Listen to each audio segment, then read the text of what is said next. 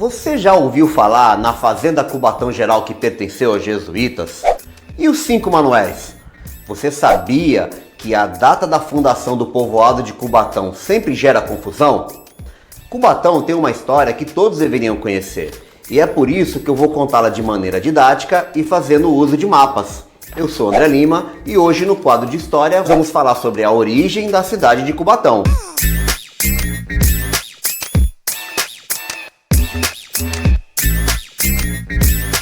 Aqui ao lado contém uma relação em ordem cronológica das pessoas que receberam as primeiras sesmarias do Brasil. São áreas próximas ao território atual ocupado pela cidade de Cubatão. E os jesuítas? Os primeiros religiosos da Companhia de Jesus, mais conhecidos como jesuítas, chegaram no Brasil com as primeiras expedições colonizadoras e aos poucos tornaram-se donos dos direitos de passagem entre Santos e o Planalto Paulista, estabelecendo uma área que ficou conhecida como a Fazenda Geral de Cubatão. Olha como isso ocorreu. Em 20 de março de 1553, receberam por doação a sesmaria de Pedro Correia. Caindo em desagrado dos padres da Companhia de Jesus, Cornélio Arzão foi excomungado, perseguido e preso por muitos anos, e seus bens sequestrados.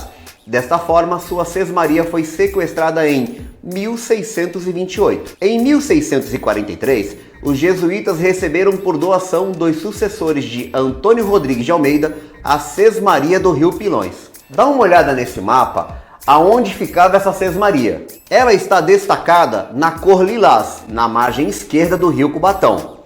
Veja a estação ferroviária que continua no mesmo local até os dias de hoje. Mazagão é o morro onde existiu uma comunidade chamada de Pica-Pau. E Piaçaguera, de baixo, é o atual Morro do Cotia, Pará. Em 1664, os jesuítas adquiriram a sesmaria de Francisco Pinto, assinalada na cor amarela.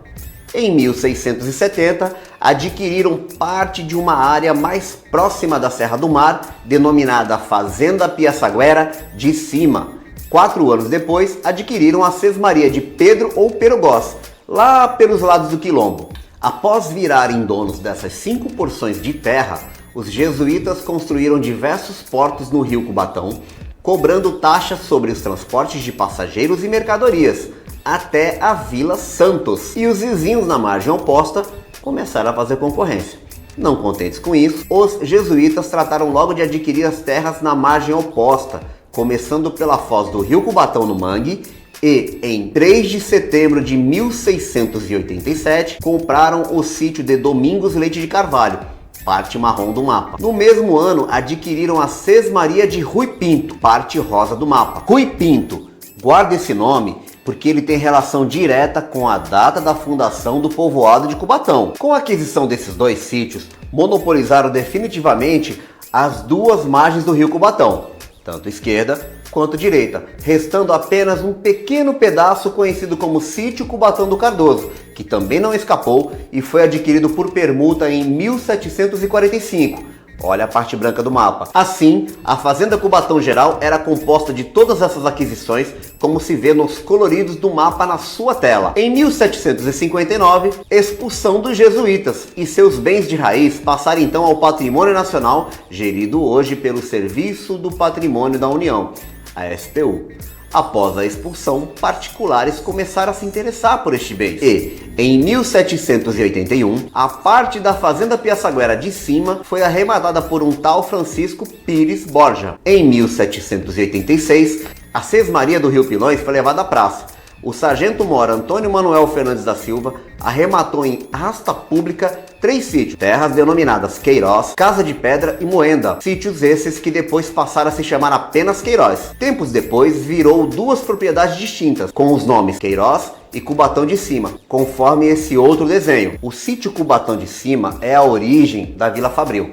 Em 1817, foi feito o assentamento da Fazenda Cubatão Geral em nome do rei de Portugal, e já não constava os desfalques de 1781 e 1786. Em 1818, foram concedidas novas sesmarias às 5 famílias vindas das Ilhas dos Açores em Portugal, que passaram a ser chamados os 5 Manuéis. Olha eles aí: Manuel Antônio Machado, Manuel do Conde, Manuel Espíndola Bittencourt, Manuel Raposo, que na verdade se chamava Antônio Raposo, e Manuel Correia. 9 anos depois, novo levantamento, e desta vez só incluiu as sesmarias antigas concedidas a Francisco Pinto, Rui Pinto, Pedro Góes e Sítio Cubatão do Cardoso, ficando de fora uma gleba que se estendia até Itanhaém. 1834, novo levantamento, mencionando alguns aforamentos e as sesmarias dos 5 Manuéis. 1837 foi concedido aforamento ao Dr. Manuel Dias de Toledo. Esse mapa retrata Cubatão por volta de 1852. 1859 foi concedido aforamento ao Miguel Francisco do Couto Júnior. 1889 veio a Proclamação da República, criando os estados e municípios. Em 1906, a Fazenda do Estado de São Paulo promoveu ações discriminatórias, reconhecendo poceiros e entregando títulos dentro do seu território, que a Fazenda Nacional dizia até pouco tempo não reconhecer. Veja na tela uma última planta mostrando as sesmarias dos Manuéis, os aforamentos e outros poceiros. Agora a polêmica.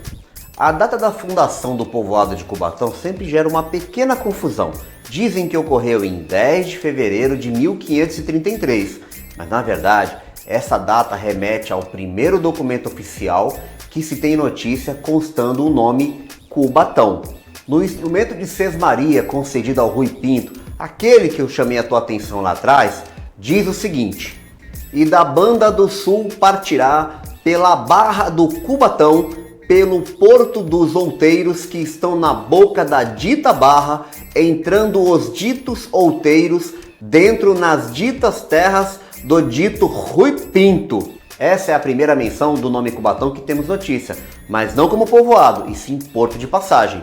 Comemoram 10 de fevereiro como o dia da fundação do povoado de Cubatão porque existe uma lei municipal instituindo no calendário oficial. Mas a data mais adequada é 12 de agosto de 1833, quando a Lei Imperial número 24 determinou a fundação do povoado. Em 1803 tentaram, inclusive convidando moradores de Iguape para povoar, mas não ocorreu como previsto. A importância de conhecer a origem da história de Cubatão reside no fato que até pouco tempo toda a ação de uso capião esbarrava nesse histórico dominial. E aí, gostou?